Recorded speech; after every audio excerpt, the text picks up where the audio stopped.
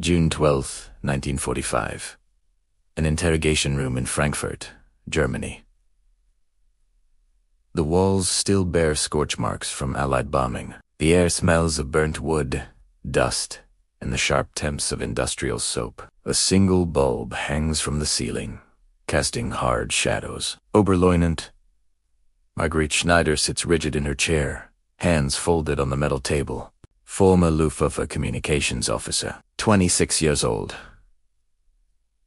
Captured 3 weeks ago. She's been interrogated twice already, both times by male officers through translators. Standard procedure. Predictable.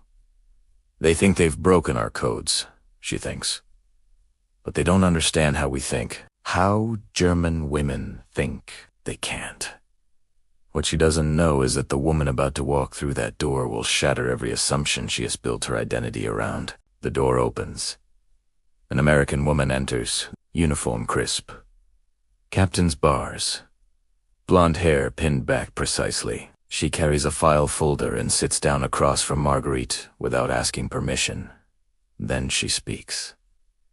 In perfect German, not textbook.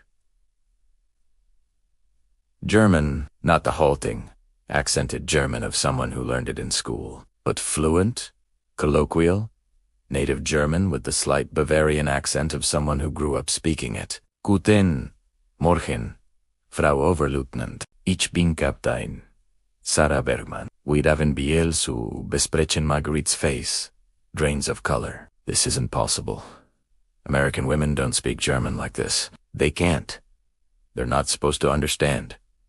They're not supposed to know. But this woman does. And the knowledge in her Eista understanding, the cultural fluency, the absolute comfort with the language is more terrifying than any threat could be. Because if this American woman understands German this well, what else does she understand? What other secrets aren't secret anymore? Those words were about to become the first crack in a wall Margarete had spent her entire adult life building. The wall that separated us from them. The wall that made her feel safe in her identity as German, as superior, as part of something that couldn't be understood or penetrated by outsiders. That wall was about to collapse, and with it, everything Margarete thought she knew about the war, about America, and about herself. For the past 3 months, since VE Day, German military personnel being processed through Allied facilities had been encountering something they had unexpected. American women who spoke their language fluently. Not just functionally, not just well enough to ask questions, but with the depth and nuance of native speakers. These weren't translators standing awkwardly in corners. These were interrogators, intelligence officers, administrators, and psychological operations specialists who conducted entire interviews in German, who understood idioms, who caught lies not just in what was said, but in how it was said, who knew the regional dialects, the class markers, the subtle linguistic cues that revealed more than words. It was disorienting, violating. Like having your mind read by someone who wasn't supposed to have access. She spoke like my sister, one captured German officer wrote in a diary later obtained by historians. I kept waiting for the American accent to emerge, for her to stumble over grammar, for something to mark her as other. But she was perfect, and that perfection felt like an invasion worse than any bombing. The German military and German society had built its intelligence operations on a crucial assumption, that the language barrier was a defensive moat, that German was complex enough, different enough, that foreigners couldn't truly master it, that there would always be a gap in understanding that Germans could exploit. The discovery that America had hundreds, maybe thousands of women who'd made German their specialty, who'd grown up speaking it at home, who understood German culture from the inside, who could interrogate German prisoners without any linguistic disadvantage whatsoever. ... It was strategic, but it was also psychological. It meant the enemy understood you.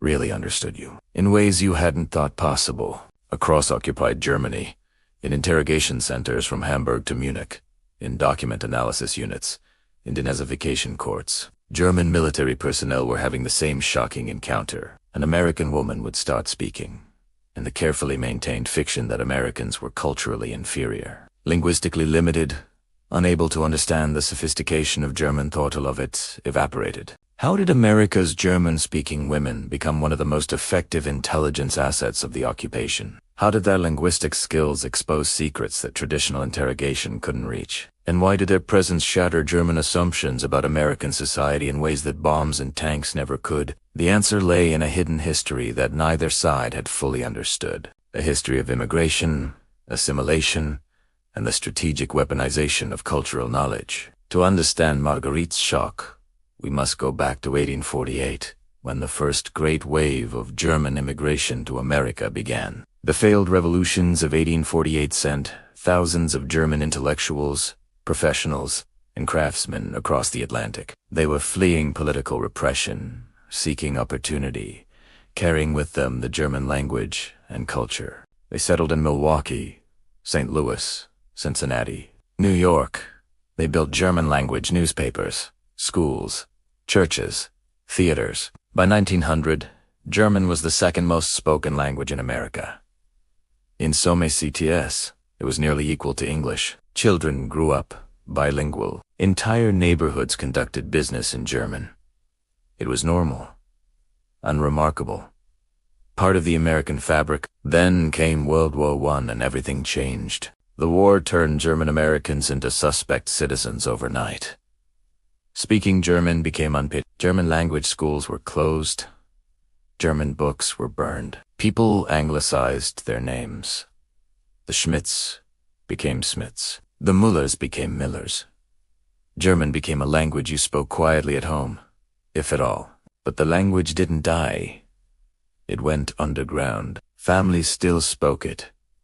Grandparents still taught it to grandchildren. The cultural knowledge persisted, hidden, waiting. What the Nazi regime didn't know was that America had a massive population of people who were culturally and linguistically German but politically American. People who could move seamlessly between German and English. People who understood German psychology, German culture, German ways of thinking from the inside. And when World War II began, the U.S. military recognized what it had. Sarah Bergmann had been born Sarah Bergmann in Wisconsin in 1918. Her parents had emigrated from Bavaria in 1910. At home, they spoke German. At school, Sarah spoke English. She was fluent in both, native in both, comfortable switching between them without thinking. When the war started, she'd been teaching German literature at a women's college. By 1942, she was recruited into military intelligence. By 1943, she was in Britain, training to interrogate German prisoners. By 1944, she was in France, part of the teams processing captured Wehrmacht officers. She was one of hundreds. Women with German surnames, German accents at home, German sensibilities. Women who'd grown up, eating Spätzle and singing German folk songs, and celebrating German traditions, while being completely, unquestionably American. The military intelligence services had created a program. Find German-speaking women, train them in interrogation techniques, deploy them where their linguistic skills would be most valuable. It was brilliantly effective, and almost completely unknown to the German military. This wasn't just about language proficiency. It was about using cultural knowledge as an intelligence weapon. These women didn't just speak German, they understood German. They knew how German military hierarchy worked. They recognized class distinctions in speech patterns. They understood the cultural references, the implicit assumptions, the unspoken rules. They could tell when someone was lying not because of what they said, but because of how they said it. When someone used formal language inappropriately, when regional dialect didn't match claimed background, when military jargon was used incorrectly. They were linguistic lie detectors, and they were devastating. By 1945, there were approximately 3,000 German-speaking women working in various capacities for U.S. military intelligence. Some were interrogators, some were translators of captured documents, some worked in psychological operations, crafting propaganda designed to demoralize German troops. Some conducted interviews with displaced persons and refugees. Together, they constituted one of America's most valuable and least recognized intelligence assets. And then, on May 8, 1945, the war ended, and these women shifted from wartime intelligence operations to occupation duties, and German military personnel started encountering them in peacetime settings where the shock was even more profound. Captain Sarah Bergmann opens the file on the table. She doesn't look at it. She looks at Margarete, and she speaks in German that's not just grammatically correct, but culturally precise. "I grew up in Wisconsin," Sarah says. "My grandmother made the best sauerbraten you've ever tasted. Every Christmas, we sung Stille Nacht in German, the proper German, not the English version." Margarete is silent, processing. "This doesn't fit. This violates categories. You're trying to figure out how an American can be German," Sarah continues. "But that's the wrong question. The right question is, why did you think we couldn't be both?" Short sentences, precise delivery. Sarah's not interrogating yet. She's dismantling, taking apart Margarete's worldview, piece by piece. You were taught that German culture was superior, pure, exclusive. That to be truly German required blood and soil and racial heritage. Sarah pauses. "But I speak German as well as you do. I understand Goethe and Schiller. I can recite Heine from memory. Does that make me German, or does it prove that culture isn't what you thought it was?" Margarete had been taught that German culture was a birthright, not a skill, that you couldn't acquire Germanness through learning, that there was something essential, something in the blood, that made Germans German and everyone else inferior. Now she was facing a woman who had all the linguistic and cultural markers of being German, but who was unquestionably, obviously American, who'd fought for America, who'd chosen America over Germany. The cognitive dissonance was paralyzing. Sarah opens the file. "You worked in communications. You encoded messages. You thought the complexity of German grammar gave you an advantage." She slides a paper across the table. "This is a decoded message you sent on April 3rd. We understood every word, every implication, every cultural reference you thought only Germans would catch." Margarete looks at the paper. Her own words. Decoded, translated, understood. Completely. "How?" She whispers. "Because we're not foreigners trying to understand German," Sarah says. "We are German. We're just also American, and you never considered that was possible. This wasn't an isolated incident. Across Germany, in hundreds of interrogation rooms and processing centers, the same scene was playing out. German officers encountering American women who spoke flawless German and having their assumptions collapse. In Hamburg, Hauptmann Ernst Weber was interrogated by Lieutenant Ruth Schmidt from Pennsylvania. She spoke High German with a Berlin accent. He'd been from Berlin. They spent 20 minutes discussing Berlin theater before he realized he'd told her everything about his unit's operations, simply because it felt like talking to a fellow Berliner. In Munich, a former SS administrator named Klaus Hoffmann was interviewed by Captain Elizabeth Meyer from Chicago. She caught him in 3 lies within the first 5 minutes, because she recognized when he used Bavarian dialect inconsistently. She knew the language too well for his deceptions to work. In Stuttgart, a Wehrmacht intelligence officer named Wilhelm Koch met First Lieutenant Anna Fischer from New York. She spoke with a Swabian accent.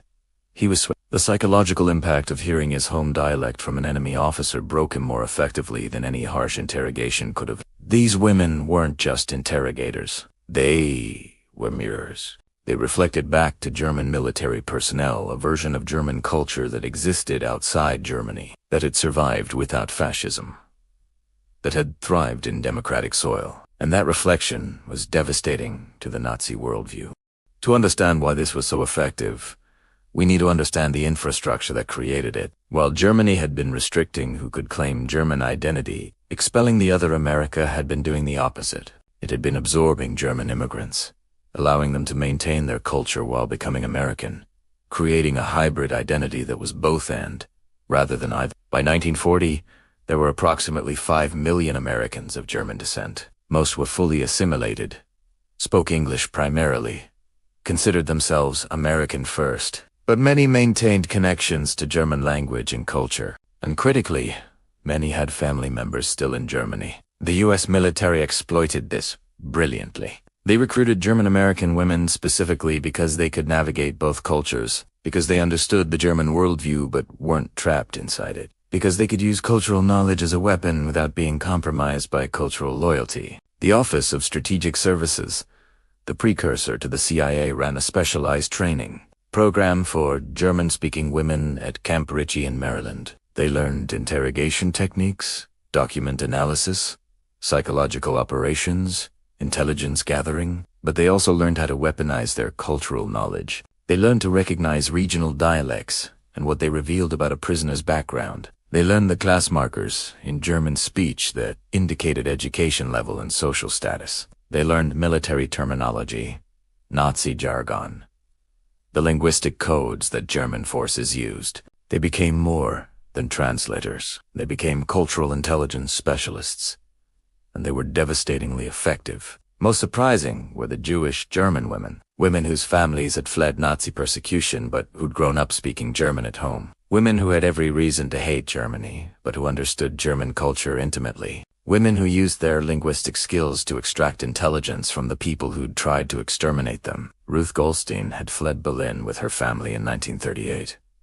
She'd been 12. By 1945, she was Lieutenant Goldstein, interrogating Wehrmacht officers in fluent German. The psychological impact on German prisoners being interrogated by a Jewish woman who spoke perfect German was immense. They couldn't reconcile it, she wrote later. I was supposed to be the inferior race, but I spoke better German than many of them. I understood their culture better than they understood mine. I was living proof that their entire ideology was a lie.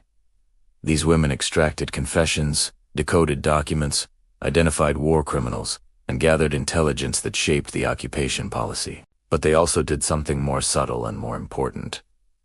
They shattered the myth of German cultural superiority simply by existing and by being excellent. Sarah Bergmann leans back in her chair. She's been interrogating Margarete for 2 hours. She's extracted the names of Margarete's commanding officers, the location of hidden documents, the structure of communication networks, not through threats, through conversation, through making Margarete forget she was talking to an enemy. You keep looking at me like I'm impossible, Sarah says, like I shouldn't exist. But I'm not the impossible one. You are.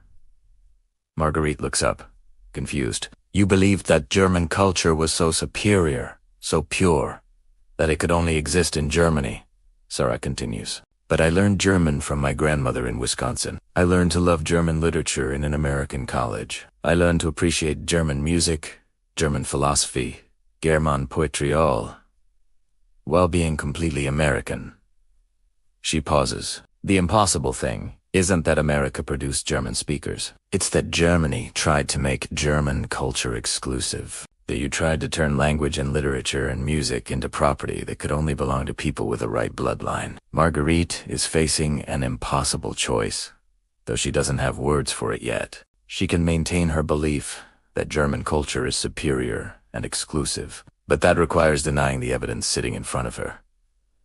An American woman who embodies German culture as fully as any German. Or she can accept that culture is not tied to blood, that it can be shared and transmitted and adopted, that her entire worldview was built on a false premise. Accepting that means accepting that the worth the sacrifices, the deaths, the destruction were for a lie. 6 months ago, Margarete had been certain of her place in the world. She'd been serving a glorious cause. She'd been part of something greater than herself. She'd believed that German culture was worth protecting through any means necessary. Now, sitting across from an American woman who spoke German like a native, who understood German culture intimately, who'd used that understanding to help defeat Germany, Margarete couldn't maintain those certainties. Why did you fight us? She finally asks. If you're German, if you understand our culture, why did you fight against Germany? Sarah's answer is immediate. Because being German doesn't mean supporting fascism. Because language and culture are not the same as politics. Because I could love German poetry and still recognize that the Nazi regime was evil. You equated German identity with Nazi ideology. I separated them. The cost of this transformation was becoming clear. Margaret would return to Germany, carrying knowledge that would alienate her from her peers. She couldn't unknow what she now knew, couldn't return to the simple certainties of cultural superiority. Could you pretend that America was culturally inferior when she'd been outsmarted by an American who knew her language better than she knew theirs? But this knowledge came with a price, and that price was the loss of everything she'd believed about herself and her nation. This pattern was spreading across multiple locations, creating a wave of cultural reckoning that no one had anticipated. In Heidelberg, former Nazi Party member Frieda Hartmann was being interviewed for denazification proceedings by Major Helen Zimmerman from Ohio. Helen spoke with a Heidelberg accent because her parents had emigrated from Heidelberg in 1925. The conversation started formally. Then Helen mentioned streets in Heidelberg by their pre-war names, restaurants that had existed before the Nazis, cultural traditions that the Reich had suppressed. She spoke about Heidelberg with the intimacy of someone who heard about it from people who loved it before it was corrupted. Frieda started crying because Helen was describing a Heidelberg that Frieda had forgotten existed. A Heidelberg before the rallies and the uniforms and the hate. A Heidelberg where German culture wasn't weaponized. I forgot it used to be different, Frieda said. I forgot that being German didn't always mean what the party said it meant. Not everyone welcomed this change. In Frankfurt, a group of former Wehrmacht officers refused to be interrogated by German-speaking American women. They called it a trick, a deception. They insisted on male officers and translators because they could unaccept that American women could possess German linguistic competence. The refusal didn't matter. The interrogations happened anyway, and the women's linguistic skills extracted information that the officers had intended to withhold. For Hauptmann Wilhelm Becker, the price was different. He'd been interrogated by Lieutenant Marie Fischer, who'd grown up in a German-speaking household in Minnesota. Her German was impeccable. Her understanding of military terminology was complete, and she'd caught every evasion, every half-truth, every attempt at deception. He'd been trained in resistance to interrogation, but that training assumed language barriers, assumed translators, assumed gaps in cultural understanding that could be exploited. None of those gaps existed with Lieutenant Fischer. She knew what I was going to say before I said it, he later wrote. She understood the implications of word choices I thought were subtle. She recognized references I thought only Germans would catch. It was like being interrogated by someone who could read my mind. The effect was spreading. These encounters weren't just individual interrogations. They were a collective realization spreading through German military and civilian populations. America was unto what they'd been told. American culture wasn't simple or inferior. American women weren't weak or ignorant. America had successfully incorporated millions of German immigrants, preserved their language and culture while transforming them into Americans, and then weaponized that bicultural competence against Germany itself. It was the ultimate proof that the Nazi ideology was wrong. That culture could be shared. That identity could be hybrid. That Germanness was unexclusive or superiorate. Was just one identity among many that people could hold simultaneously with other identities. The opposition to these German-speaking interrogators came from unexpected directions. Some German prisoners refused to accept that these women were actually American. They convinced themselves that these were ethnic Germans who'd been captured and forced to work for America. The alternative that people could freely choose American identity while maintaining German cultural competence was too threatening to accept. The Soviet occupation forces watched American intelligence operations with concern. They had their own German-speaking interrogators, but the Soviet approach was different, harsher, more ideologically rigid. The fact that American women were successfully extracting intelligence through cultural understanding rather than coercion made Soviet methods look brutal by comparison. So Soviet propaganda began spreading stories. The American women speaking German were actually Nazi sympathizers. They were conducting gentle interrogations because they secretly supported the Reich. They were letting war criminals escape through their soft approach. None of it was true. The German-speaking American women were, if anything, more effective at identifying war criminals because they understood the culture well enough to catch lies. But the propaganda created doubt, even among Americans. there was resistance. Some male officers felt that using women interrogators was inappropriate. Some felt that being too German an approach was dangerous, that these women might be compromised by their cultural connection to Germany. Brigadier General Edwin Siebert, head of intelligence for U.S. forces in Europe, had to defend the program repeatedly. "These women are not German," he wrote in a memo. "They are American. Their families chose America. They chose America, and they are using their cultural knowledge as a weapon against fascism. That's not compromise. That's strategic brilliance." The moment came when Sarah Bergmann was assigned to interrogate SS Oberster Heinrich Krause, a high-ranking official responsible for coordinating deportations. Krause was a true believer. Unrepentant, convinced of Aryan supremacy, he'd refused to cooperate with male interrogators. He'd been dismissive of female interrogators who used translators. Then Sarah walked in and started speaking in perfect German with a slight Bavarian accent. The same accent Krause had. For 15 minutes, they spoke about Bavaria, about the mountains, about traditions, about culture. Krause forgot he was being interrogated. He responded as he would to a fellow Bavarian. He relaxed, he talked, and Sarah documented everything. Every name, every location, every confession that slipped out when Krause forgot he was talking to an enemy. When the interrogation ended, when Sarah had everything she needed, she stood to leave. Krause looked at her with something between hatred and confusion. "How can you betray your culture like this?" he asked. Sarah turned back. "I didn't betray my culture. You did. You took everything beautiful about German culture, the literature, the music, the philosophy, the language, and you weaponized it for genocide. You made German identity synonymous with hatred. I preserved German culture by separating it from your ideology. I'm more German than you'll ever be, because I actually love what Germany created. You just loved what it could destroy." She left. Krause sat in silence. Everything he believed had been used against him by someone who understood it better than he did. This wasn't an isolated moment. Across Germany, high-ranking Nazi officials were being interrogated by German-speaking American women, and they were confessing.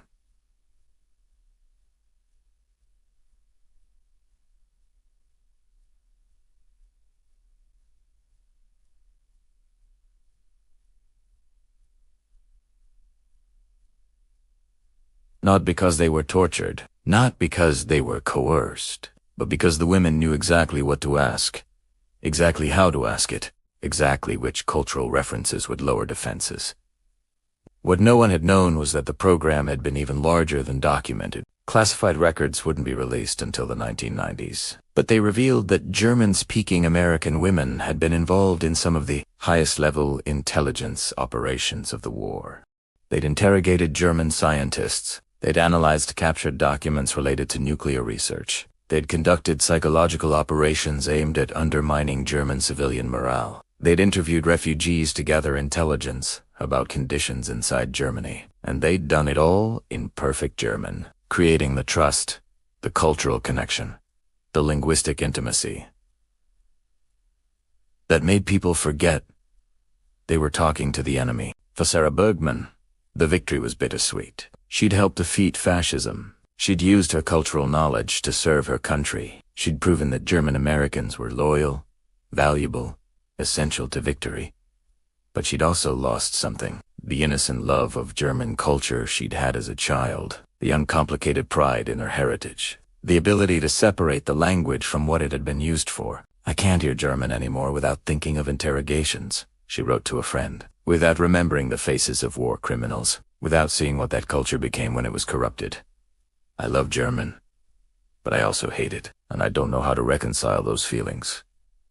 By September 1945, the immediate aftermath was clear. The German-speaking American women had extracted intelligence that led to the identification of thousands of war criminals. They'd gathered information that shaped occupation policy. They'd conducted denazification interviews that determined who could participate in rebuilding Germany. Remember Margarete Schneider, who'd been shocked when Sarah Bergmann spoke in perfect German? 2 years later, Margarete was working as a translator for the American occupation forces. She'd learned English. She'd rejected her Nazi past. She'd become part of the rebuilding effort. She credited that first interrogation with saving her. Captain Bergmann showed me that German culture could exist without fascism. She wrote later that our language, our literature, our traditions, they weren't inherently Nazi. They'd been corrupted, but they could be She gave me permission to still be German while rejecting everything the Nazis stood for. What seemed like simple linguistic competence would eventually reshape how America thought about immigration and identity. The success of bicultural Americans during the war proved that maintaining heritage culture didn't prevent loyalty to America. That being hyphenated German-American, Italian-American, Japanese-American wasn't a divided loyalty but an enriched identity. The real heirs of this change were the children of the German-speaking interrogators. They grew up hearing stories about how their mothers used cultural knowledge as a weapon, how being bicultural was an advantage, how heritage and patriotism could coexist. They became diplomats, intelligence officers, cultural ambassadors. They built their careers on the foundation their mothers had laid. That understanding another culture deeply was a form of power. Today, the U.S. intelligence community actively recruits heritage speakers, people who grew up speaking Arabic, Farsi, Mandarin, Russian at home. The model established by the German-speaking women of World War II has become standard practice. Use cultural insiders who've chosen to be American as intelligence assets. There's a memorial at Camp Ritchie now, where many of these women were trained. It lists the names of German-speaking intelligence officers who served during World War II. Approximately 30% of the names are women. Most were never publicly recognized during their lifetimes. Their work was classified. Their contributions were hidden. June 12, 1945. An interrogation room in Frankfurt, Germany. Margarete Schneider, hearing perfect German from an American woman's lips. That moment, 80 years ago, set in motion a transformation in how both nations understood culture, identity, and belonging. This wasn't just about female German officers being stunned when U.S. women spoke fluent German. It was about the collision between exclusive and inclusive definitions of culture, between identities based on blood and identities based on choice, between nationalism and multiculturalism. Sarah Bergmann returned to America in 1946. She never returned to Germany, though she was invited several times. She became a professor of German literature at Georgetown University. She trained a generation of students in the language and culture she'd used as a weapon. In her last interview, conducted in 1987, she was asked if she regretted using her German heritage against Germany. "I didn't use it against Germany," she said. "I used it against Nazis." There's a difference. Germany is a language, a culture, a history. Nazism was a perversion of that culture. I fought to preserve the Germany I loved by helping to destroy the regime that had corrupted it. The interviewer asked if her work had been worth the personal cost. Sarah was quiet for a long time. Then she said, "Every German American faced a choice during that war. We could hide our heritage, deny our culture, pretend we weren't connected to Germany, or we could use our cultural knowledge to fight fascism. I chose to fight, and yes, it was worth it, because I proved that being German and being American weren't contradictory. They were complementary, and that was the most powerful weapon against Nazi ideology." I could imagine the lesson wasn't just about the strategic value of linguistic skills during war.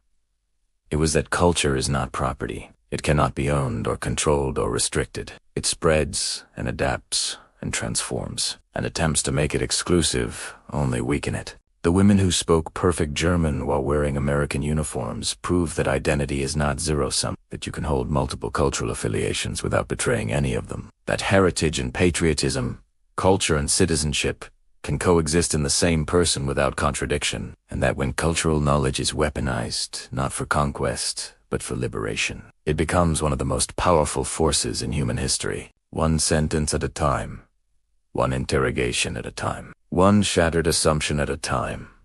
That's how worldviews change, not through military victory alone, but through the slow, devastating realization that everything you believed about cultural superiority was wrong, that the enemy understood you better than you understood yourself, that your language, your culture, your identity weren't what you thought they were, and that sometimes the most powerful weapon isn't violence, It's understanding, deep, intimate, native understanding wielded by someone who should have been ignorant but chose to be knowledgeable instead. The German-speaking women of American intelligence proved it.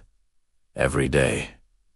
Every interrogation, every perfectly accented conversation that left a Nazi official confused about who they really were and what culture really meant. That was the weapon. That was the victory. And that was the legacy that continues today.